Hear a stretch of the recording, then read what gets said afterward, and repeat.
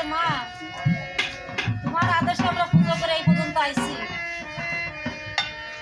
তুমি যদি না যাও তাহলে আমার পুজো সম্পূর্ণ হবে না।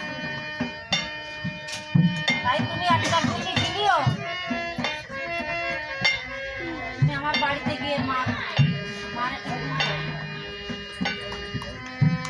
কারণ এই যে ভক্তের ভক্তি, সে কিন্তু গুড়া ধরে রাখিছে।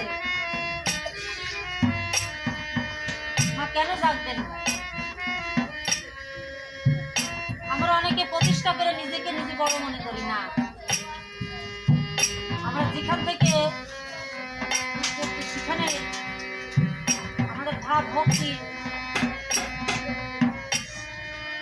তার যদি কৃপা থাকে অবশ্যই সেই মাকে ধরে রাখা। যেমন আমার এক ভক্ত ছিল,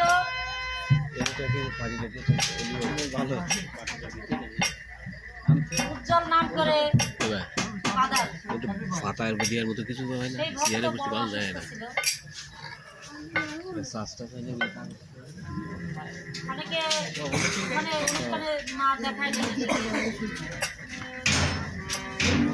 ভারত থেকে ফেরত দিয়েছিল। মা তাকে 3 মাস ব্রহ্মচারী পালন করতে দিয়েছিল। আর সোমবার অবশ্যই করে সে সেবা করতে। মায়ের আদেশে সে সুস্থ হলো এবং তার বাড়িতে প্রথম আমার